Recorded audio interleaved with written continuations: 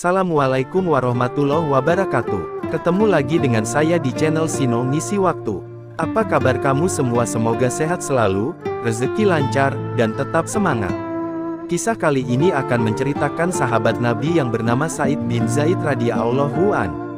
Sebelum kita lanjutkan, silahkan klik tombol like, subscribe, serta klik loncengnya biar gak ketinggalan kisah-kisah lainnya.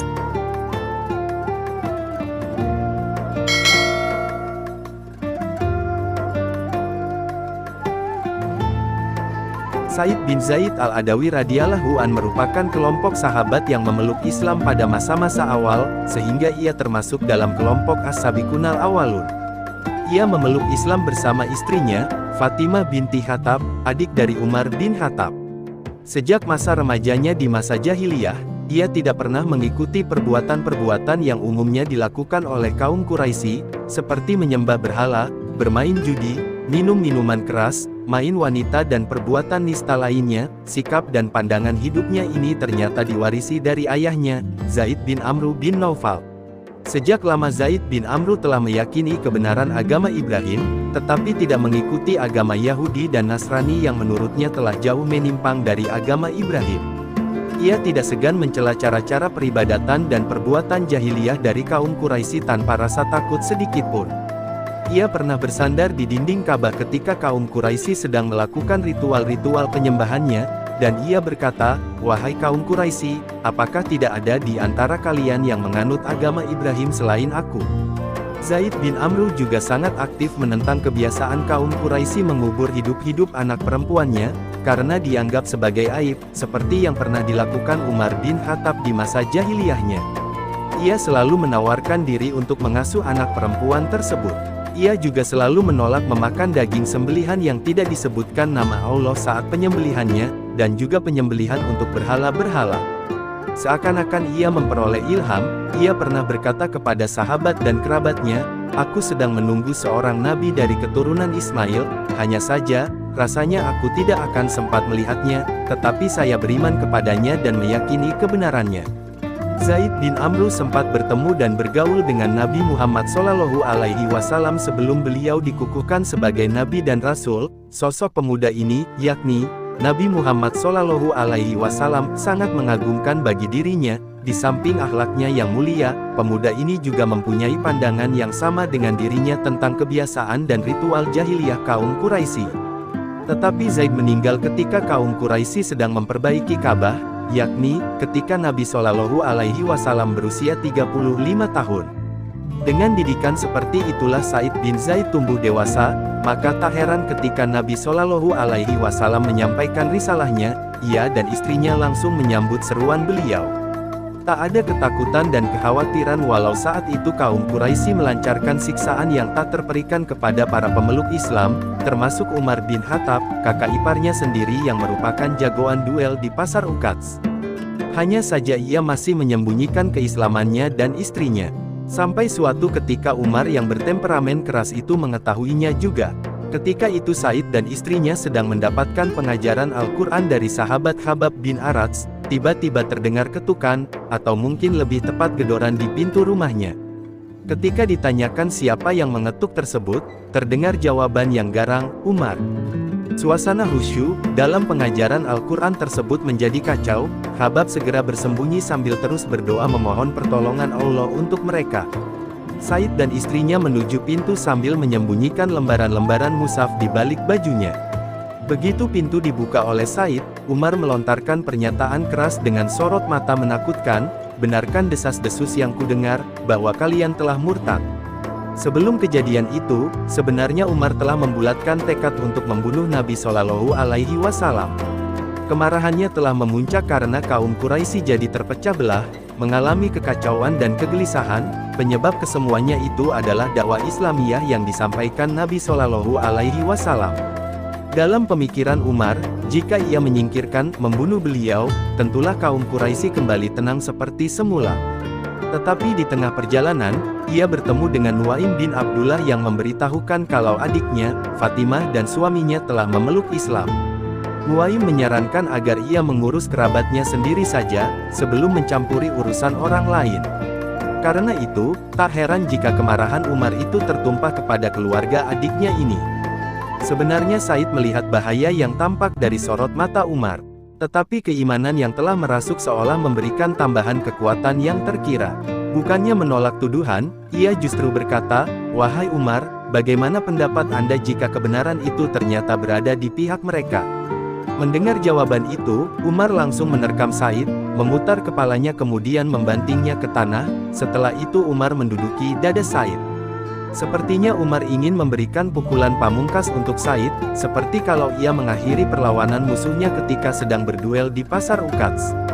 Fatimah mendekat untuk membela suaminya, tetapi ia mendapat tinju keras Umar di wajahnya sehingga terjatuh dan darah mengalir dari bibirnya. Keadaan Said sangat kritis, ia bukan lawan duel sebanding dengan Umar, dan ia hanya bisa pasrah jika Umar akan menghabisinya. Tetapi tiba-tiba terdengar pekikan keras istrinya, Fatimah. Bukan ketakutan, tetapi pekikan perlawanan dan permusuhan dengan penuh keberanian. "Hai musuh Allah, kamu berani memukul saya karena saya beriman kepada Allah. Hai Umar, perbuatlah yang kamu suka, karena saya akan tetap bersaksi bahwa tiada Tuhan melainkan Allah, dan bahwa Muhammad adalah Rasulullah." Umar tersentak bagai disengat listrik, pekikan itu seakan menembus ulu hatinya, terkejut dan heran. Umar bin Khattab seakan tak percaya, wanita lemah ini, yang tidak lain adiknya sendiri berani menentangnya. Tetapi justru dari keheranan dan ketidakpercayaannya ini, amarahnya menjadi reda, dan kemudian menjadi titik balik ia memperoleh hidayah dan akhirnya memeluk Islam.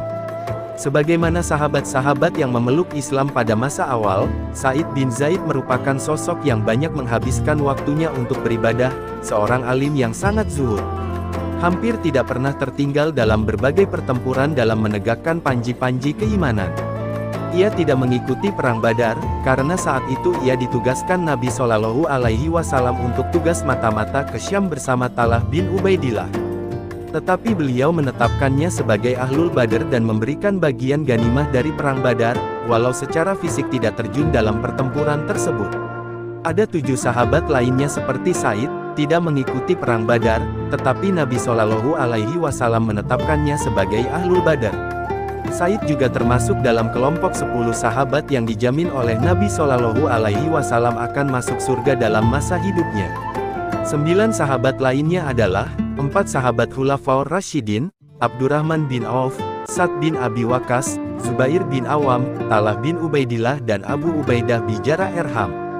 Said sempat mengalami masa kejayaan Islam, di mana wilayah makin meluas dan makin banyak lowongan jabatan. Sesungguhnya lah ia pantas memangku salah satu dari jabatan-jabatan tersebut, tetapi ia memilih untuk menghindarinya. Bahkan dalam banyak pertempuran yang diterjuninya, ia lebih memilih menjadi prajurit biasa. Dalam suatu pasukan besar yang dipimpin oleh Sa'd bin Abi Waqqas, setelah menaklukkan Damaskus, Sa'd menetapkan dirinya sebagai wali negeri gubernur di sana.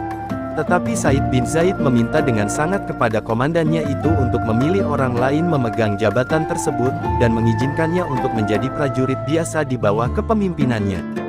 Ia ingin terus berjuang menegakkan kalimat Allah dan panji-panji kebenaran, suatu keadaan yang tidak bisa dilakukannya jika ia memegang jabatan wali negeri. Seperti halnya jabatan yang dihindarinya, begitu juga dengan harta dan kemewahan dunia. Tetapi sejak masa Khalifah Umar, harta kekayaan datang melimpah ruah memenuhi Baitul Mal perbendaharaan Islam, sehingga mau tidak mau, sahabat-sahabat masa awal seperti Said bin Zaid akan memperoleh bagian juga. Bahkan Khalifah Umar memberikan jatah bagian lebih banyak daripada bagian sahabat yang memeluk Islam belakangan, yaitu setelah terjadinya Fathul Makkah. Namun, setiap kali ia memperoleh pembagian harta atau uang, segera saja ia menyedekahkannya lagi, kecuali sekedarnya saja. Namun dengan cara hidupnya yang zuhud itu, masih juga ada orang yang memfitnah dirinya bersikap duniawiyah. Peristiwa itu terjadi pada masa pemerintahan Muawiyah, ketika ia telah menghabiskan sisa hidupnya hanya untuk beribadah di Madinah. Seorang wanita bernama Arwa binti Aus menuduh Said telah merampas tanah miliknya. Pada mulanya Said tidak mau terlalu peduli atau melayani tuduhan tersebut, ia hanya membantah sekedarnya dan menasehati wanita itu untuk tidak membuat kedustaan. Tetapi wanita itu tetap saja dengan tuduhannya, bahkan ia melaporkan kepada gubernur Madinah. Marwan bin Hakam, gubernur Madinah yang masih paman dari Muawiyah, atas laporan Arwa bin Aus itu memanggil Said untuk mempertanggungjawabkan tindakannya.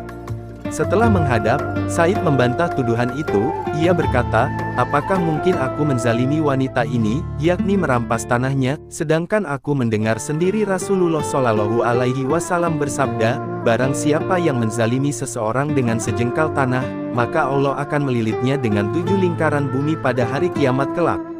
Said memang meriwayatkan beberapa hadits Nabi Shallallahu Alaihi Wasallam, termasuk hadits yang dijadikan hujahnya itu. Ada hadits senada lainnya yang juga diriwayatkannya, yakni, barang siapa yang berbuat zalim terhadap sejengkal tanah, maka akan dikalungkan kepadanya 7 lapis bumi, dan barang siapa yang terbunuh karena membela hartanya, maka ia mati syahid. Kemudian Said berbalik menghadap kiblat dan berdoa, "Ya Allah, apabila dia wanita itu sengaja membuat-buat kebohongan ini, janganlah Engkau mematikan dirinya kecuali setelah ia menjadi buta, dan hendaklah Engkau jadikan sumurnya sebagai kuburannya." Beberapa waktu kemudian Arwa binti Aus menjadi buta, dan dalam keadaan seperti itu ia terjatuh ke dalam sumur miliknya sendiri dan mati di dalamnya. Sebenarnya saat itu Said berdoa tidak terlalu keras, tetapi beberapa orang sempat mendengarnya. Mereka segera saja mengetahui kalau Said bin Zaid dalam kebenaran, dan doanya makbul. Namanya dan kebaikannya jadi semakin dikenal, dan ia banyak didatangi orang untuk minta didoakan. Seperti halnya jabatan dan harta kekayaan, keterkenalan popularitas juga tidak disukai oleh Said bin Zaid ini.